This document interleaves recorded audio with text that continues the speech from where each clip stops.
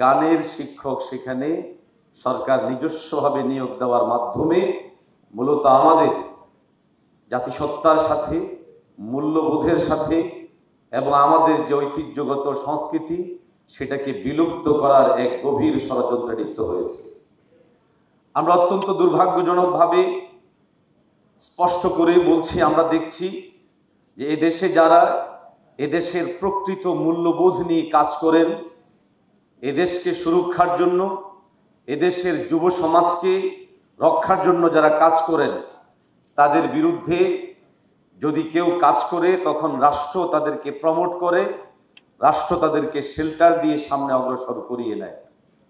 যার জ্বলন্ত প্রমাণ হচ্ছে doctor Mohammad Sarwar Hossain, independent university বাংলাদেশের সহযোগী অধ্যাপক হিসেবে তিনি শিক্ষকতা করছেন। জাতীয় মানের ইউনিভার্সিটি লেভেলের একজন শিক্ষককে শুধুমাত্র LGBTQ এর বিরুদ্ধাচরণ করার কারণে সরাসরি তাকে হত্যার হুমকি দেওয়া হয়েছে। শুধু এতটুকু না, হত্যার হুমকি দিয়ে কিভাবে হত্যা করবে, ওনার চোখ কিভাবে বের করা হবে, মাথাকে কর্তন করে কিভাবে ফুটবলের মতো খেলা হবে, এই জিনিসগুলো পর্যন্ত সেই খুনি, সেই বিকৃত মস্তিষ্কের অধিকারী সে তার ফেসবুক স্ট্যাটাসে দিয়েছে।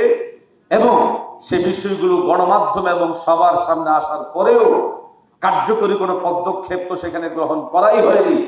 উপরন্তু তাকে বিভিন্নভাবে শেল্টার দেওয়া হয়েছে, প্রমোট করা হয়েছে এবং তাকে সামনে অগ্রসর করে দিয়ে তার নিরাপত্তার জন্য উদ্যোগ গ্রহণ করা হয়েছে।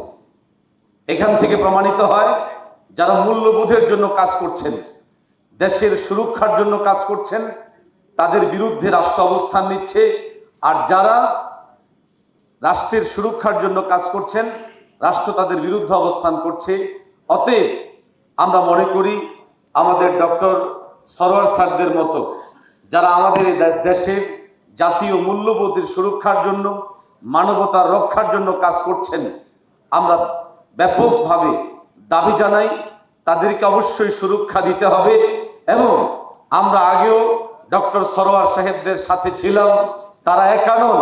আমরা দৃঢ়তার সাথে স্পষ্ট করে সেই হত্যার হুমকিদাতাদেরকে বলি, ইনশাআল্লাহ সুম্মা ইনশাআল্লাহ ডক্টর সরওয়ার স্যাররা একা নয়, বরং এদেশের 90% মানুষ, বরং এর চেয়ে অধিক পরিমাণে মানুষ যারা এদেশের জাতিসত্তা, এদেশের স্বাধীনতা, এদেশের সার্বভৌমত্ব এবং এদেশের সংস্কৃতি নিয়ে কাজ করে, আমরা ডক্টর সরওয়ার সাহেবদেরকে নিয়ে আমরা সম্মুখপানে অগ্রসর হয়ে সেই খুনিদেরকে প্রতিহত করবো ইনশাআল্লাহ।